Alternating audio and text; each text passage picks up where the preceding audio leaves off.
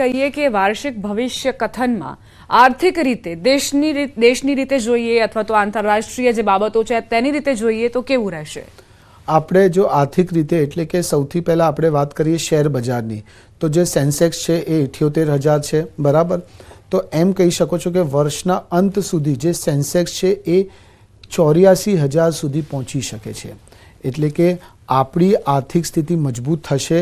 Investors જે લોકો share બજાર સાથે જોડાયેલા છે, મ્યુચ્યુઅલ ફંડમાં રોકાણ કરે છે, SIPમાં રોકાણ કરે છે, તો મનને થોડુંક શાંત રાખજો. ઉતાવળમાં કોઈ પણ નિર્ણયો ના લેતા અને વિશેષજ્ઞની સલાહ લઈને જો તમે રોકાણ કરશો તો 100% તમને સારું એનું રિટર્ન મળશે.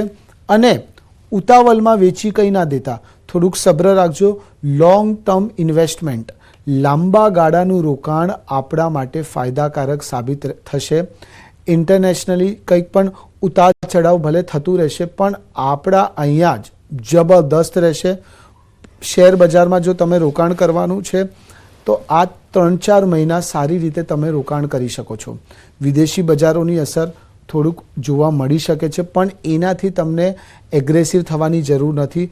થોડુંક મનને શાંત રાખજો, નવી યોજનાઓ બનાવો, આગળ વધો અને પ્રગતિ તમે 100% કરવાના છો. તમારા જે આવકના સ્ત્રોત છે એ વધશે પણ આ વર્ષમાં તમને કંઈક ને કંઈક વિચાર કરવું પડશે, કંઈક ને કંઈક થોટ પ્રોસેસ લાવવી પડશે, કંઈક ને કંઈક બદલાવ લાવવું પડશે.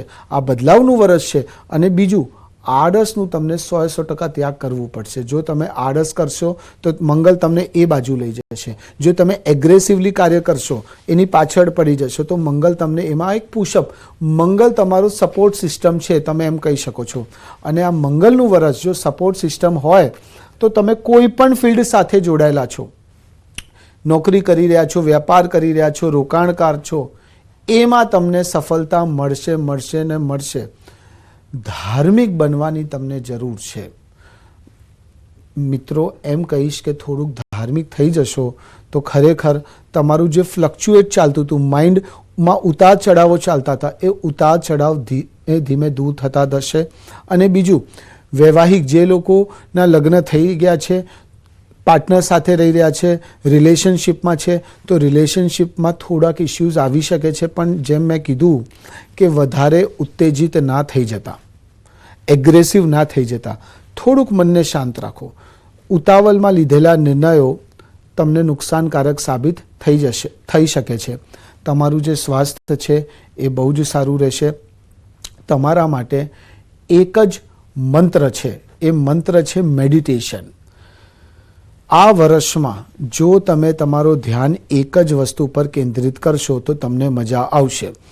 દરરોજ દિવસમાં 15 થી 20 મિનિટ તમે ઉઠો એના પછી અથવા તો રાત્રે સૂવો એની પહેલાં તમે 15 થી 20 મિનિટ મેડિટેશન કરશો. અને મેડિટેશન કરતી વખતે તમે એક મંત્ર કરી શકો છો. એ મંત્ર છે ઓમ ક્લીમ કૃષ્ણાય નમઃ. આ મંત્રથી તમને ઘણું બધું મળી શકે છે. માનસિક શાંતિ જોવા મળશે, તમારું માઇન્ડ એકદમ સ્થિર રહેશે, ફોકસ્ડ રહેશે, તમારું વિઝન. બીજું, તમને આ વર્ષમાં એક વિઝન બનાવવાની જરૂર છે, એક ટાર્ગેટ બનાવવાની જરૂર છે કે તમને કયા લેવલ ઉપર જવું છે. અને પછી એ વિઝન ઉપર તમે કાર્ય કરવાનું ચાલુ કરી દેશો તો તમે જુઓ તમારું કોઈ કાંઈ પણ નહીં બગાડી શકે. અને છેલ્લો એક મંત્ર છે, તમને દરરોજ સવારે ઉઠીને નહીં ધોઈને સૂર્યદેવને જલ ચડાવશો.